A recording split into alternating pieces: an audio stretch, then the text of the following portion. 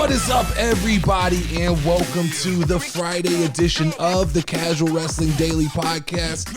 I am your host, the Notorious Nerdy D, and as always on Fridays, I'm joined by the co-host of this show and my beautiful wife, Level Up Lauren.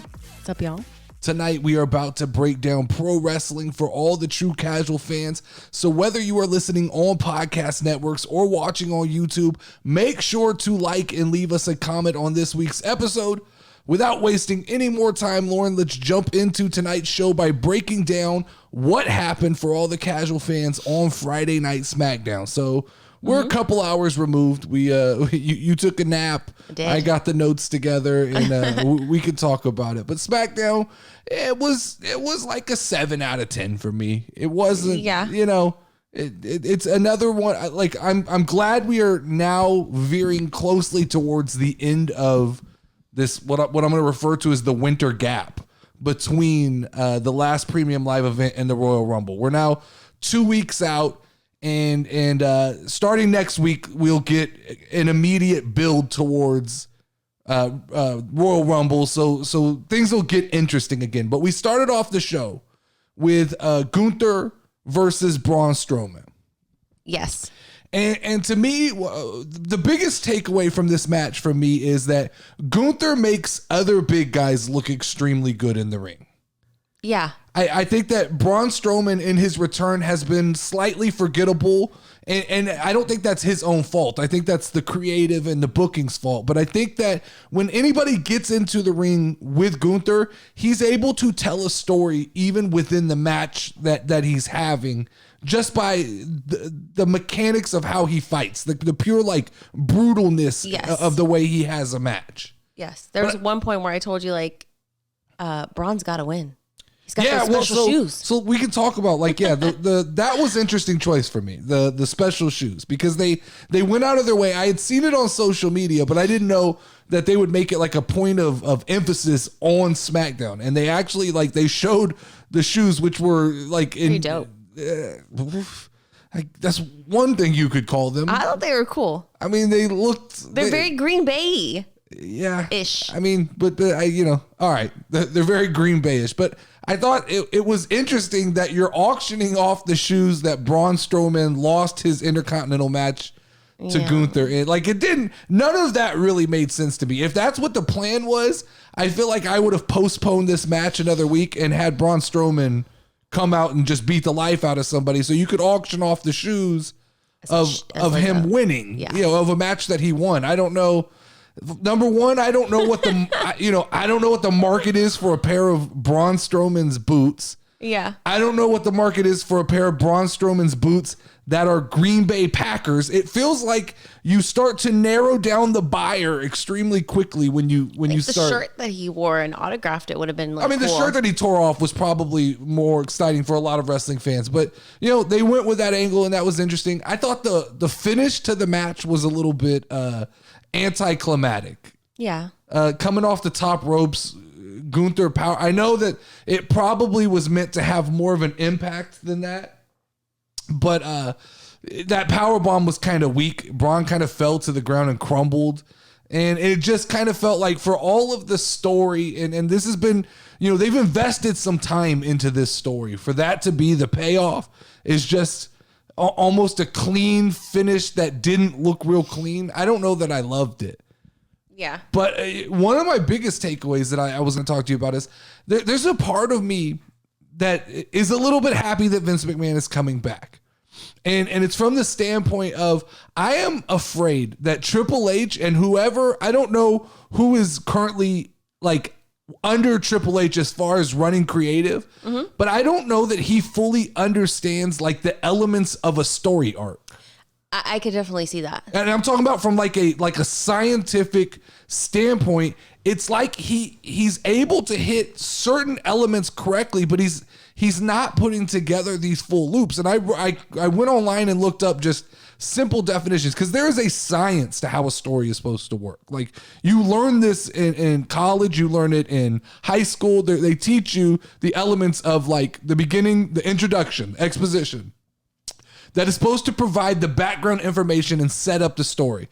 I think Triple H is extremely weak in this aspect. I agree. I don't think he ever does enough to give us the why are people doing this? Why is this happening? Now, the Gunther and Braun story, we had that because of some stuff that happened on social media between Braun and Ricochet, which bled into the SmackDown World Cup, which then bled into Gunther ending up fighting against Braun Strowman. So that was all there. The exposition was all there. But then you're supposed to get the rising action. Yeah. That's the second step. And that is the event that starts the story's conflict and builds the tension. Now, it feels like a lot of Triple H's stories start here. Yeah. It start with this guy hit this guy. We have a problem. Here's a story. He's not giving us the reasoning behind, people have to have motives outside of just beating each other up and winning world titles. There has to be, in professional wrestling, there has to be other motivations. And I don't think Triple H and whoever's in creative has done that effectively up until this point, right? When Cody Rhodes returned, that first promo where Cody came out, and this is still under the Vince McMahon era. Yeah. Remember, he came out and he cut like a 5 to 10 minute promo where he cried a little bit and that was the exposition. That was him setting up and getting us emotionally invested in whatever journey he was about to take. And it worked because we all got invested into it. When there's an emotional connection, it works more, right? Then we should hit a climax. After the rising action, we should hit a climax. This is the highest point of tension where the central conflict is resolved. This is the match, right? That's the climax of any story, is the payoff match. Now, sometimes there's other matches that create conflict and build tension, but there's always going to be the final payoff match, and that's your climax. Then you should have a falling action, right? An aftermath of what happened. What is the path now that Braun Strowman takes going his direction? What does this mean for Gunther going his direction? And it just felt like it was oh, Gunther's Royal Rumble. Yeah, it feels like Triple H just goes shink and he cuts off the story, and he doesn't allow. Coming out of any story, there's a cool down. There's an emotional. People choose sides, and Seth Rollins does this on his own better than anybody. Right? He can lose a match, and then the next night he can create falling action where he creates an emotional response. The tensions have eased, but he's still tying up loose ends and creating this idea of even if I lost, here's why. Right? Yes, he's a good storyteller. And then finally, wrestling doesn't really have a resolution. So I understand that step doesn't work in professional wrestling because it's not a movie. It doesn't end. Yeah. There's always going to be next week. So the way I think a wrestling story has to work is exposition, rising action, climax, falling action, and then immediately starting an exposition for whatever's next. Mm-hmm. There's no resolution. But I just don't feel like Triple H, his stories are missing something. The matches that he's scheduling are fine, but look at the Karrion Kross and Rey Mysterio segment and apply those same kind of those same storytelling rules to that, right? What was the exposition? Well, they flipped some magical card and Rey Mysterio appeared. So we got a little bit of an exposition. Mm-hmm. Why the hell were they flipping the card would have been nice to know. Yeah. What is, give us a deeper understanding of what Karrion Kross's connection to the supernatural actually is. Instead of just parading him out there to put people in chokeholds, we should understand what is the deeper meaning of his connection, him and Scarlett, to the darkness. You were going to say something. I'd say the main thing that I take away from everything is that they're forgettable. I don't remember sometimes why this is happening. And I don't like that. So I get it, because the way your mind works, I think very in terms of these steps of storytelling. Mm-hmm. And this is why I have such high critique of things, is because I do compare it to composing a movie. Whereas to you, I see you just go, I'm not interested. But your interest could come if they built backstory and gave you talk about it all the time. You'll watch a documentary and then you'll go, I like that person. You're creating your own exposition. You're creating a backstory based on reality. Yeah, it's why I like Sami Zayn so much, because I watched all his interviews beforehand, and I saw his story of how he got where he is, and then to kind of see him kind of rise up through the ashes and become so oozy.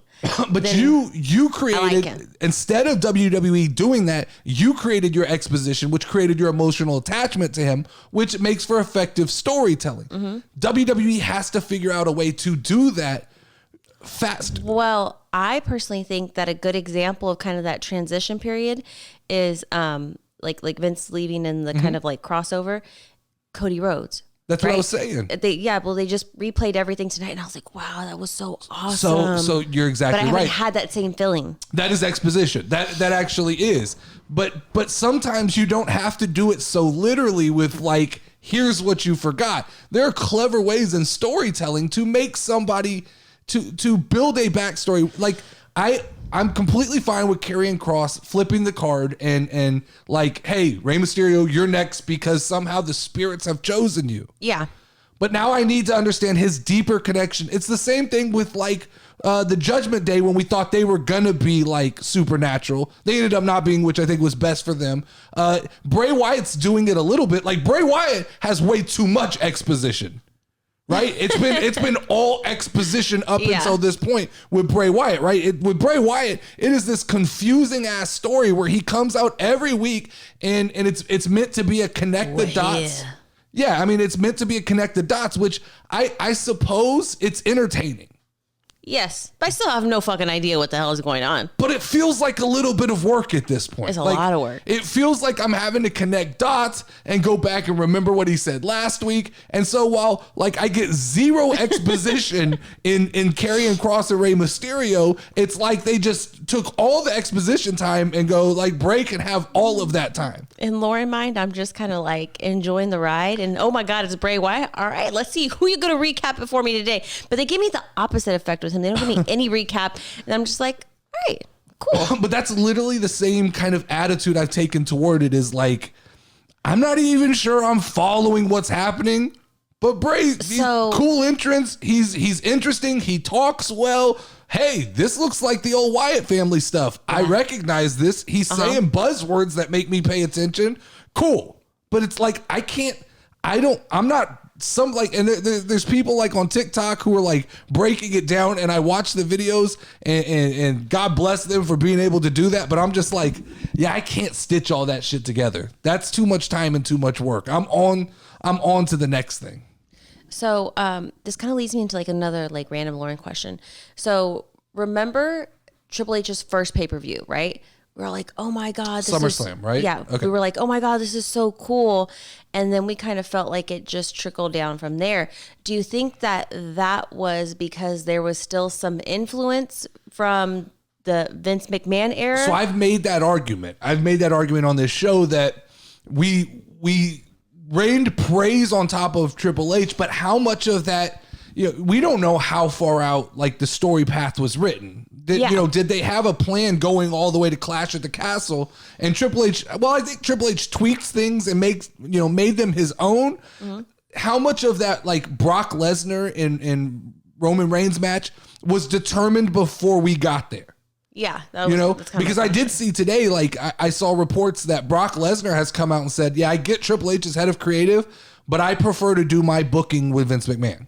Damn. So, that it just goes to like deepen that idea that like, I don't get this entire idea. I understand Vince McMahon has done shady things, but we knew this shit forever. It wasn't new information when we found this out. It was just refreshed information, and we had some hard proof that we could point to. But the reality is like people act like it was just horrible under Vince McMahon, the booking.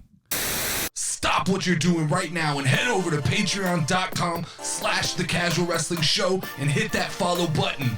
And if you really enjoy the content, become a patron of the show for just $5 a month. You'll gain access to behind the scenes videos and all kinds of exclusive content. That's patreon.com/The Casual Wrestling Show. I put my heart and soul into trying to provide you guys with entertaining podcasts every day, and I truly appreciate every single person who listens to the podcast, whether you're a patron or not.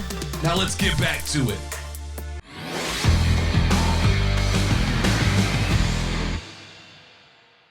Yeah. And maybe that is the difference in like the IWC and myself, but I didn't like from like, I don't know. I can't pinpoint exactly, but I remember watching WrestleMania and loving it. I remember even pre that, like some of the stuff with Riddle and Roman Reigns, I thought was phenomenal. RK Bro, like they were my loves.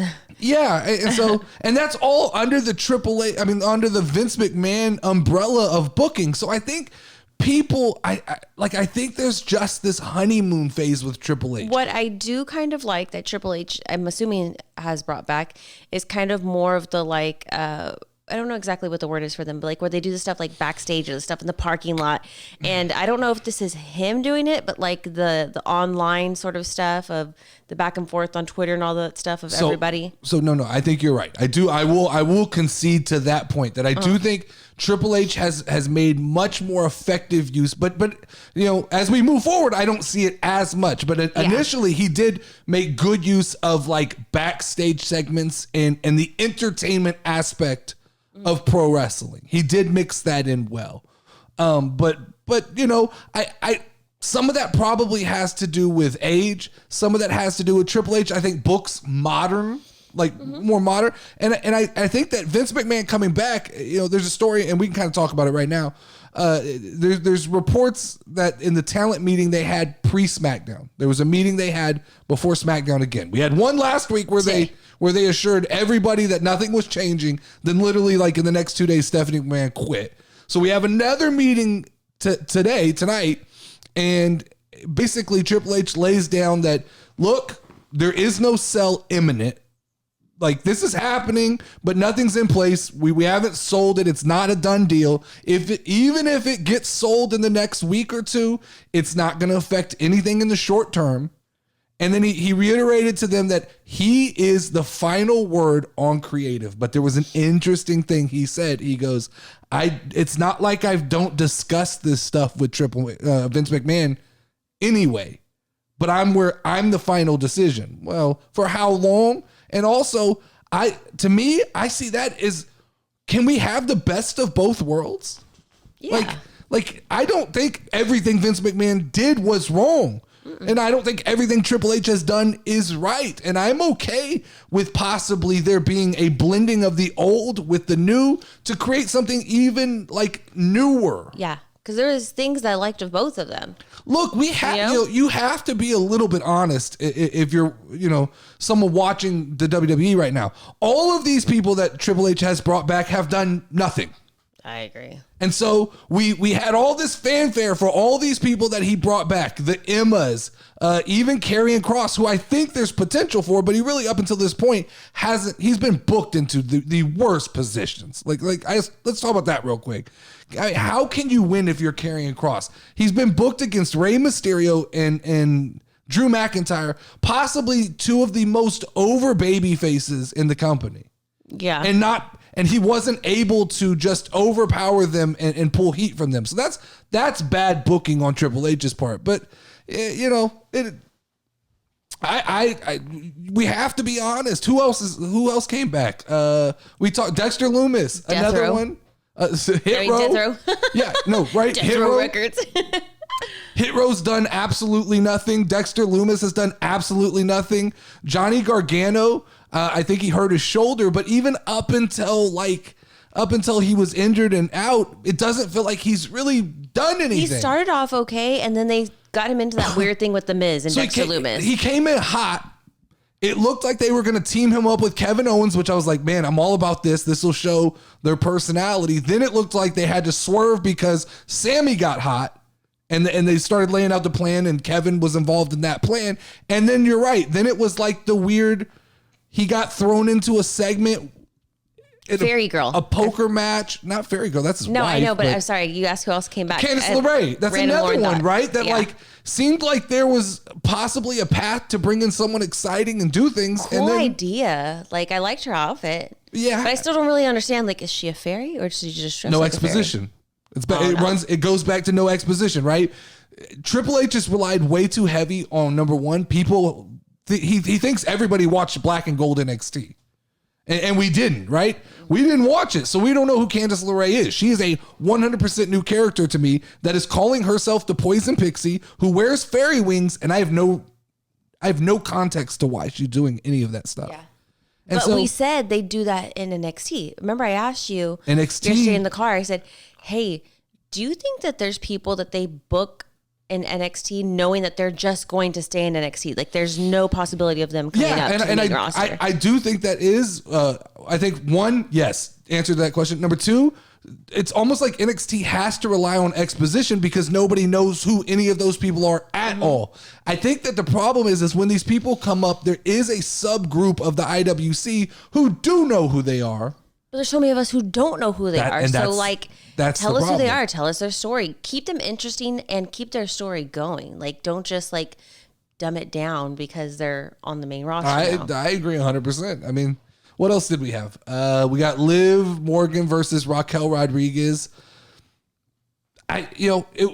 Once again, it's like, cool idea. But I remember. But you know how fast that had to happen without any backstory or any buildup. It's like they're telling a whole story in 10 minutes. Mm-hmm.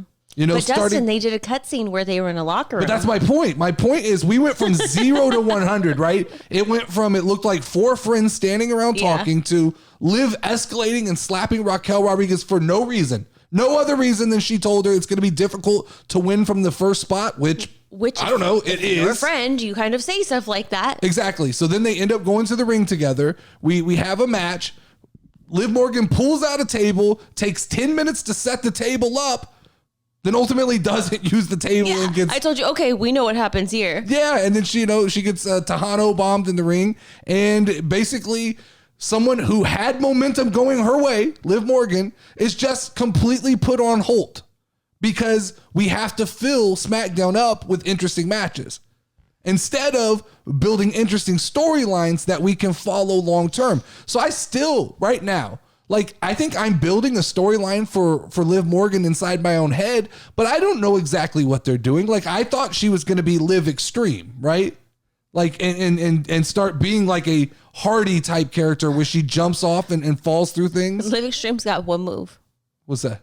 Open up the table and jump off that side. No, I think I'm she's. Just kidding. I mean, I'll be objective. I think she's been better the last couple weeks. I actually do like her. She's more interesting, right now. That character was working, but then you just roadblock her by throwing her to Raquel Rodriguez. That shit doesn't make sense. So to me. my other thing was that maybe they plan on her doing really good in the Royal Rumble. I mean, I don't know. I never know what the fuck. But she's done that before.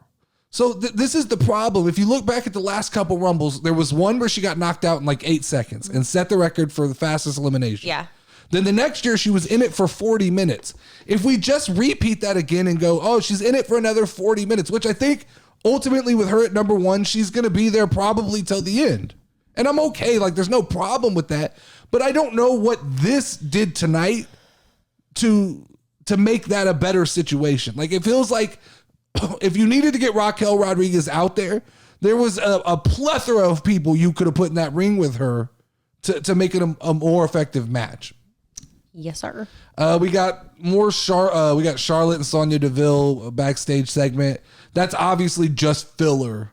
Yeah. I mean, they're just filling time up until they figure out what the final plan is for WrestleMania. So they have to have something to keep Charlotte occupied but still on television. Yeah, what the hell was she wearing? Two looks. She wears some crazy shit one time. Do you remember that black jumper thing that she wore, that all leather one? She looked like a Teletubby. It was like Malibu Barbie gone wrong. But it was the fucking costume that when you go to Spirit Halloween and when you go to Spirit Halloween one day before Halloween and all of the legit costumes have been bought. You can't be you can't be Stranger Things. You can't be a Ghostbuster. You get there and all that's left is the generic Spirit costumes. And they sell just, it's called a morph suit.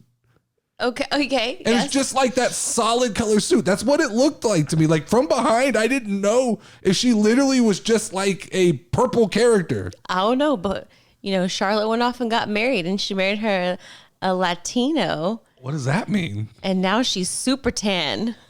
Oh, I don't notice things like that. I do, but it could also be the color of the outfit. Those are things that I noticed. I don't notice her hair that. got blonder, which I'm all about, and then her tan got darker. Yeah, I didn't notice any of that, so I didn't pick up on any of that. I did. And then we got Kevin Owens versus Sami Zayn. And I just think it's funny to me because every criticism I have of the rest of the show completely goes away, because it's funny how well a main event works when you just follow all of the story arc elements, right? When there's an exposition, we've been building towards this Sami Zayn story arc. This is ultimately what's cool. This story is Sami Zayn's story now. It's turned away from really the bloodline and turned away from being just Roman Reigns, and they are all playing parts ultimately in at least for the time being, the Sami Zayn storyline. And I like this story. When I even asked you, like, what do you think is gonna happen? When you get emotionally involved in someone like Sami Zayn, like all of that worked on such a deep level, right? Because it was like this. Normally, if the bloodline came out and interfered, you would be excited. You go, oh yeah, here they are. But you almost, the look and Sammy's selling this thing amazing. Sami is phenomenal. The look of like disappointment. He was like a little kid. Like, this was my time to shine. This was my time to prove to Roman who I am. And you just saw that look, and he's like questioning them, like, what are you doing? And it just like, it hit on every level that it needs to hit on. And they are setting us up for like this. I mean, the day that the bloodline finally turn on Sami Zayn and just like beat, like they're setting us up for heartbreak. It's what they're doing. It's gonna hurt. Yeah, no, like legit. I feel myself wanting to cry. No, not my Sammy. That's what some people like. People who don't watch wrestling don't understand that. Like, there's an emotional investment into these people because you watch. Like I said, it never ends. I agree. Like, it's fake, and like I'm not gonna lie. I used to make fun of people and be like, why are they crying? Yeah. Why do they care? But like when you watch it and you actually fall in love with the character, which is what I want to feel and why I think I've liked wrestling now, it does. And I get it. It's fucking nerdy, and it's nerdy on the same level as like I make fun of the people who fucking lost their shit when Iron Man died, right? Like everybody has their thing, and when you look at it from the outside looking in, you go, this is really stupid. But when you're on the inside of one of those things, you're like, just leave me alone. Let me makes it fun. Let me like what I like. You have to just have fun and let go and let it be what it is. All right, so let's talk about that's pretty much it for SmackDown. Let's talk about so this week I talked about the sell of WWE, because on Tuesday you were aware that I wouldn't even start recording because there was just news and news and news. And so I told you, hey, don't wait up for me. I'm going to wait this thing out and try and see where it goes. But basically, like the wrestling world lost its shit on Tuesday with the news that WWE was possibly bought by the Saudi Arabian Private Investment Fund, which is basically the country of Saudi Arabia has a investment portfolio that they invest in a bunch of different companies. But the world, like, people lost their shit. Like, you were asleep, but I stayed up and watched these people have absolute complete meltdowns. Like, people on TikTok, people you would know who I'm talking about if I like lost their shit. There were people screaming that they were never going to watch WWE again, and that like it was going to ruin the lives of like women and Sami Zayn and stuff. And like, while all of that may be true, I don't have that level of passion for, the machine keeps rolling on no matter what. It is what no matter who buys it, WWE will have an episode next week. Yeah. And if Sami Zayn's not there, there'll still be an episode, right? Everybody said when John Cena left, that's the end. There was an episode next week, and a new star was born, and new people were born. So I don't, the overreaction, I think, was the most fun part to me, was that everybody was losing their shit. But so I thought it was interesting. I want to talk to you a little bit about like the front runners for who possibly could buy WWE. All right. And so right now, and I thought it was interesting because I wanted to look up the net worth of some of these companies, because I have no, like, when you talk about like Disney and Comcast and Fox, I don't know who has what money, like what their net worth is, and their like liquid base to be able to just buy something. Because the rumor is right now that WWE is going to sell for somewhere in between $7 to $8 billion. Billion dollars. Damn. So that's basically what they're saying. That's what it'll take to pry it out of Vince McMahon's hands. So I thought, well, where does that leave people? Okay. Disney is a $182 billion company. Do you want the chance to win a $25 WWE gift card? The Casual Wrestling Daily Show is now on all podcast networks, and we need your help. Head over to Apple Podcast or Spotify and leave the show a 5-star review. Then make sure to tag us on your preferred social media network. Drawings will be held after each WWE Premium Live event, so head over to Apple Podcast or Spotify and make it rain stars on the Casual Wrestling Daily Podcast. Back to the show.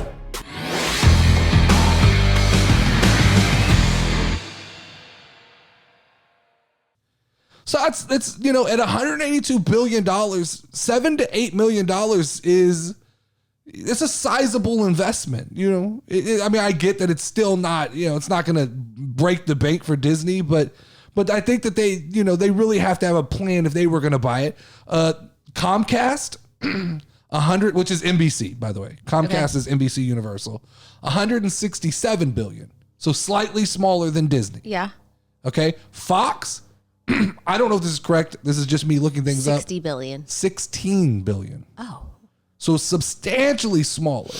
All right. Now, I don't know that doesn't leverage like, investors and things like that. Because like you talk about the Khan family, because there's rumors now that like Tony Khan and his dad could possibly be interested in trying to buy the WWE. Their family net worth is like $8 billion, which means that they can't straight up buy it. But rich people have rich friends, and they know how to do things like, invest. And I'm sure that if they were really interested, they would be putting together a group of investors. It's like when you hear athletes that want to buy a pro sports team, like Alex Rodriguez. Those guys, even though they've made tons of money, they don't have enough money to buy a team. Mm-hmm. So they have to get involved with a group of like investment people who then they can get a small percentage of that and maybe be more vocal on like the ownership and like what you're doing, but they're usually a smaller investor. So like Tony Khan could be a small investor in WWE, even though he has a lot of experience. And then you have the Saudi Arabian private whatever fund. Yeah. $620 billion. Damn. So this is like, they don't even, and come to find out, they own parts of Disney. They own so they have investments in a bunch of companies, and they don't stick their hand in the day to day. So the overreaction to all this is kind of bullshit. But what I did see before we came on was I saw a couple, and it's funny because when you see a couple, you can typically start thinking that there's smoke there. And we do know that Nick Khan met with Disney at the National Championship college football game. He met with Bob Iger of Disney, and they had initial discussions. I read before we came on to do this podcast that Disney is now the front runner, and that there's a 95% belief that. So let me walk back just a little bit real quickly. Some of the board of investors filed a lawsuit against, or some of the shareholders filed a lawsuit against Vince McMahon. Okay, why? I don't know the logistics of it, but basically because of the way he strong-armed himself back into the company. So the talk is that if Vince would sell to Disney, they will drop the lawsuit. These are just rumors. But the belief is that if he sold to Disney, that they would drop the lawsuit. I guess just the comfortability. I think number one, I think there was a deal in place with the Saudi public investment group. I think that the outlet, like, the public outcry for it, I think they walked it back and said, we may not be able to do that. So like you said that they already own parts of Disney. Yeah. So wouldn't it technically be like they still own it?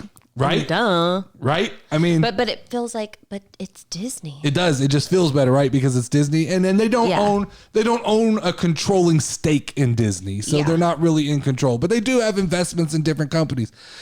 To me, though, Disney makes sense for the WWE. Like, if we're really talking about like taking it out of the hands of Vince McMahon and putting it into the hands of another big company, Disney, like the things Disney could do with it are.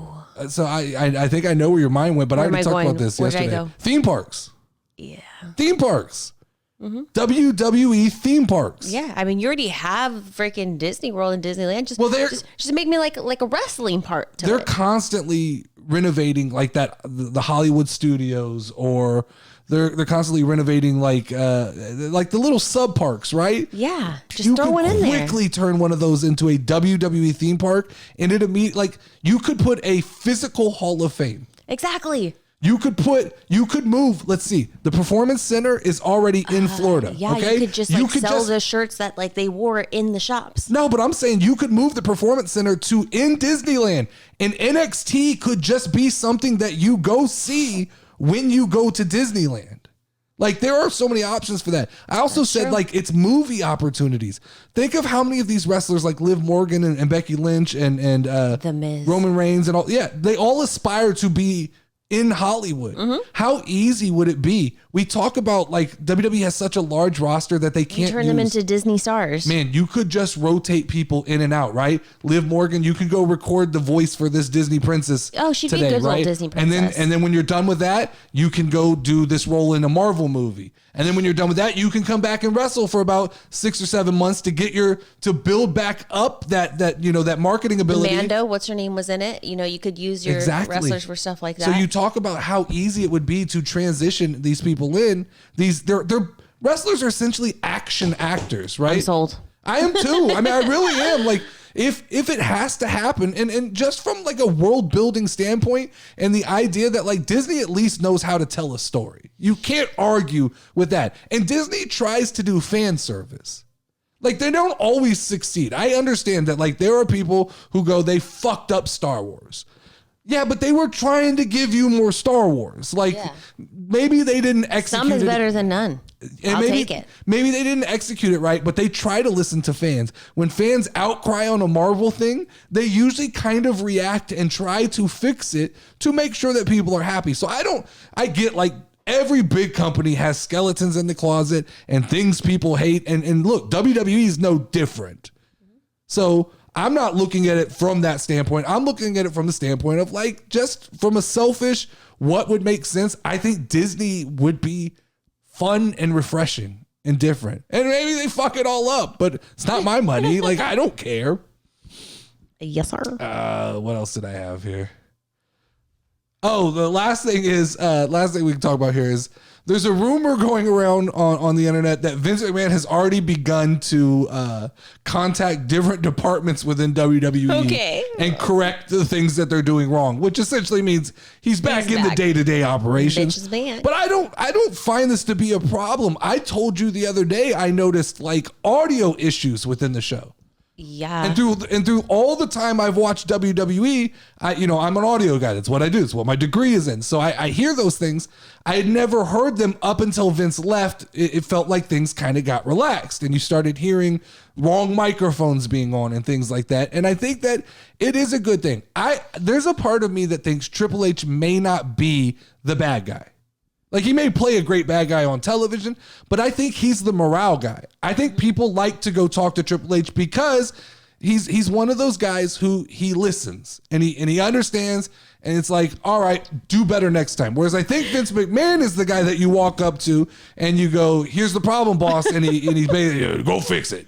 You need to like fucking fix it right now. Man. It is like parenting, you right? You gotta have the like strong arm parent, and you gotta be the one that's like, hey, it's okay, just go get the candy. I'm the fun parent. But this is why I truly believe that this hybrid of Vince McMahon and Triple H, as long as Vince can truly concede the creative to Triple H, if Vince could run the day-to-day of the company, the big picture decisions, right? If he could run that, and control each department and make sure everything's crisp and tight. And then he allows Triple H to do the creative with input from Vince McMahon. I think we could find like a harmonic balance that would be, that could be, at the end of the day, it could benefit everybody. Like it could create a better product. There's a reason like Brock Lesnar wants to do business with Vince McMahon. He has a trust for him. Yeah, I mean, I agree. That would be the best of both worlds. And I think we'd get the best product because like we mentioned earlier, there's things about each one of them that I enjoyed. And so if you mesh them together, it's like gold.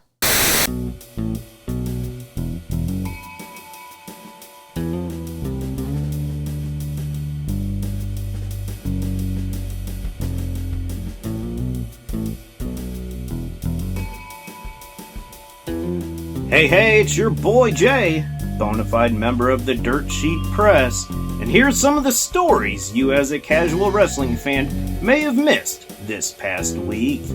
Now, the biggest story in all of pro wrestling has been the hostile takeover of the WWE by Vince McMahon, but let me give you some of the details you may have missed. Vince McMahon wanted to bring back 2 people that he fired just a couple of years ago and announced to the board of directors that 2 of them needed to step down so those people could come back. As soon as 2 members stepped down and those vacancies were filled, Vince McMahon was then elected unanimously as executive chairman of the board. Shortly after Vince McMahon returned to the WWE, Stephanie McMahon stepped down as co-CEO. Nick Khan is now solely the CEO of WWE, but Triple H is still head of creative for now. There has been rumors of the Saudi investment fund purchasing the WWE, but those have not yet been substantiated. But you, the casual wrestling fan, may want the sale to happen if you love the Attitude Era. Because if the Saudi investment fund does purchase the WWE, they will without a doubt take the WWE private so they no longer have to worry about public interests.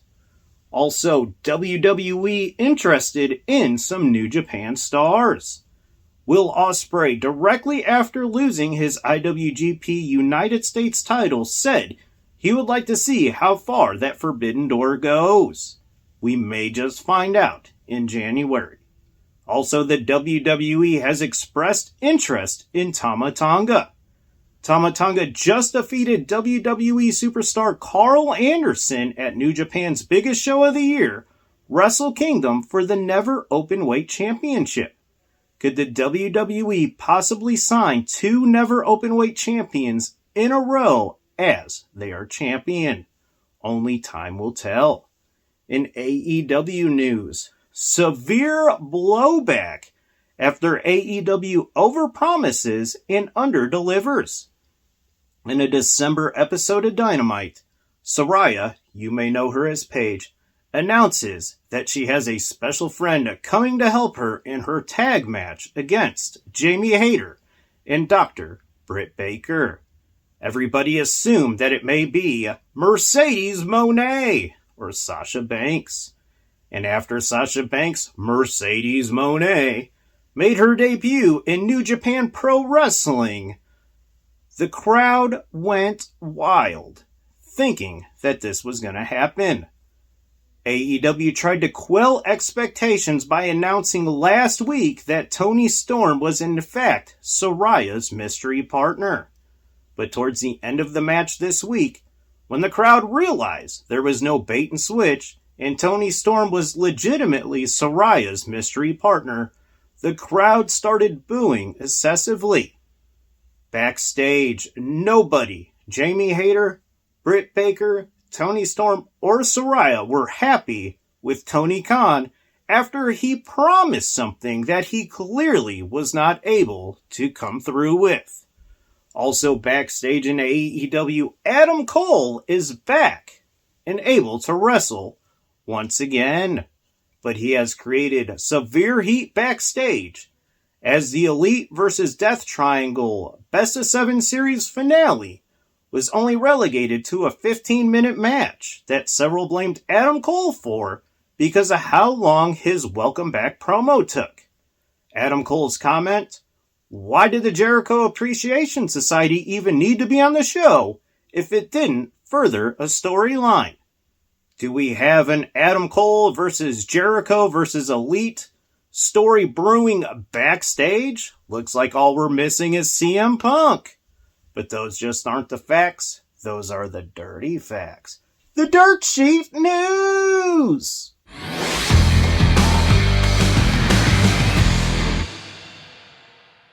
All right.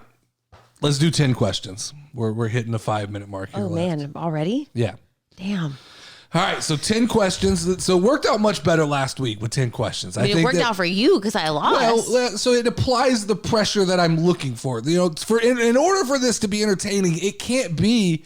I think that you could develop. I figured out for 21 questions. I think you could develop. It's like that little game. Remember that little game you used to buy? It was like purple, and it was a genie, and you answered yes or no questions. It was 20 questions. 21 questions. Yeah, Yes. but that thing had a formula in 20 questions how to get to the correct answer. Almost 99% of the time.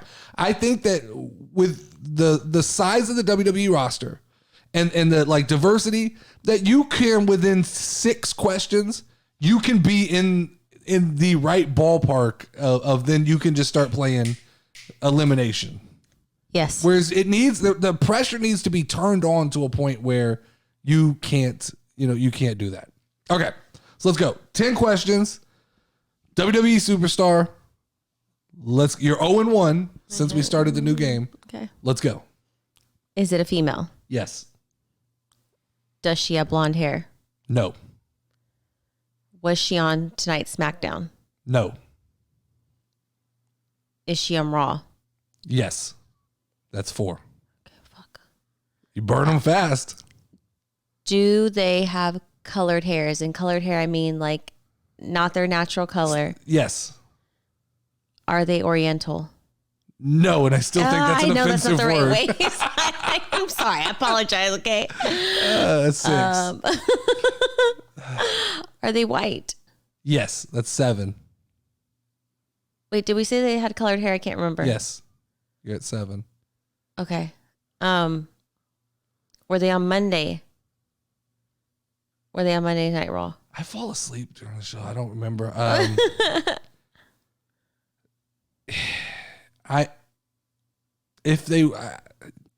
Pass. Okay. Pass. So they're white, they're on Raw, and they have Monday colored hair. seems so long ago. Are they part of a group? No, that's 8. You have 1 question and then you have to guess. Are they somebody that Triple H brought back? Yes. The fairy. Yes. Got it. Candice LeRae. Yeah. Woo, you got that in 10. I am the greatest. Yeah. When you started talking about her during the episode, I was like, that's Yep. she's going to be on the tip of your tongue.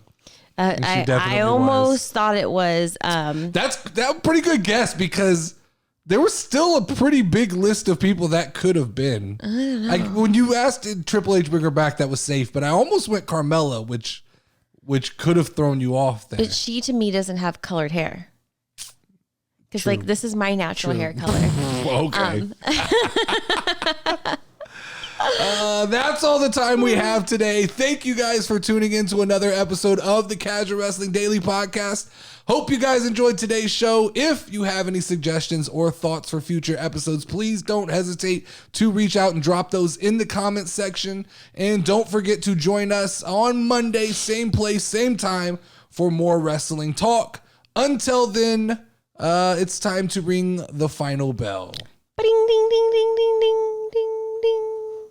Step in the ring, if you ready, let's go. Ay, Casual Wrestling Community Show. You already know, talking WWE. Keep it rolling and hosted by Notorious Nerdy D. Don't be sure that you gon' find. Tune in cause it's online. Hit 'em with a figure 4 leg lock, power driver or clothesline. We bringing that heat like for show, but you should